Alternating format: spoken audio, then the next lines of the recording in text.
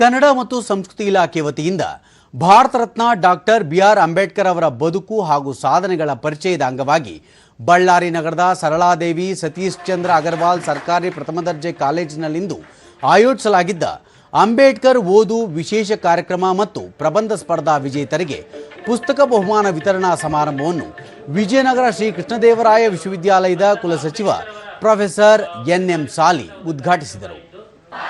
ಈ ವೇಳೆ ಸರಳಾದೇವಿ ಸತೀಶ್ ಚಂದ್ರ ಅಗರ್ವಾಲ್ ಸರ್ಕಾರಿ ಪ್ರಥಮ ದರ್ಜೆ ಕಾಲೇಜಿನ ಪ್ರಾಂಶುಪಾಲ ಪ್ರೊಫೆಸರ್ ಪ್ರಹ್ಲಾದ್ ಚೌಧರಿ, ಶ್ರೀ ಸತ್ಯಂ ಶಿಕ್ಷಣ ಮಹಾವಿದ್ಯಾಲಯದ ಸಹಾಯಕ ಪ್ರಾಧ್ಯಾಪಕ ಆಲಂ ಭಾಷಾ, ಕನ್ನಡ ಮತ್ತು ಸಂಸ್ಕೃತಿ ಇಲಾಖೆಯ ಸಹಾಯಕ ನಿರ್ದೇಶಕ ಬಿ ನಾಗರಾಜ, ಬೆಂಗಳೂರಿನ ರಾಷ್ಟ್ರೀಯ ಸಂತಕವಿ ಕನಕದಾಸ ಅಧ್ಯಯನ ಮತ್ತು ಸಂಶೋಧನಾ ಕೇಂದ್ರದ ಸದಸ್ಯ ಡಾಕ್ಟರ್ ದಸ್ತಗೀರ ಸಾಬ್ ದಿನ್ನಿ ಸೇರಿದಂತೆ ಬೋಧಕ, ಬೋಧಕೇತರ ಸಿಬ್ಬಂದಿ ಮತ್ತು ವಿದ್ಯಾರ್ಥಿಗಳು ಉಪಸ್ಥಿತರಿದ್ದರು.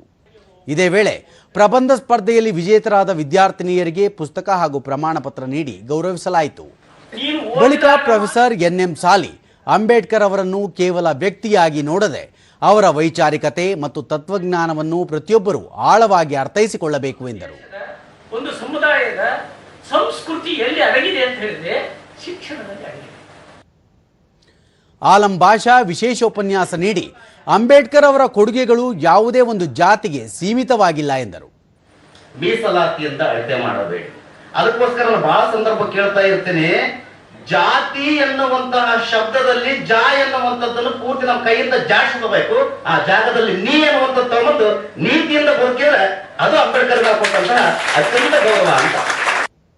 ದೂರದರ್ಶನದೊಂದಿಗೆ ವಿದ್ಯಾರ್ಥಿನಿ ನಂದಿನಿ ಡಾಕ್ಟರ್ ಅಂಬೇಡ್ಕರ್ ಅವರ ಬದುಕು ಮತ್ತು ಜೀವನದ ಬಗ್ಗೆ ಪ್ರಬಂಧ ಸ್ಪರ್ಧೆಯಲ್ಲಿ ಮೊದಲ ಬಹುಮಾನ ಪಡೆದಿರುವುದಕ್ಕೆ ಸಂತಸ ವ್ಯಕ್ತಪಡಿಸಿದರು. ಇಷ್ಟಪಡ್ತೀನಿ.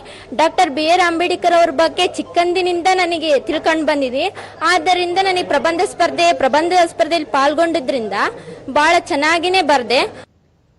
ಮತ್ತೋರ್ವ ವಿದ್ಯಾರ್ಥಿನಿ ನಂದಿನಿ ಡಾಕ್ಟರ್ ಬಿ.ಆರ್. ಅಂಬೇಡ್ಕರ್ ದೇಶ ಕಂಡ ಮಹಾನ್ ವ್ಯಕ್ತಿ, ಬಡತನದಲ್ಲೂ ಕಲಿಕೆಯ ಮೂಲಕ ಸಂವಿಧಾನದ ಪಿತಾಮಹನಾಗಿ ಇಡೀ ವಿಶ್ವಕ್ಕೆ ಪ್ರಸಿದ್ಧಿಯಾದವರು.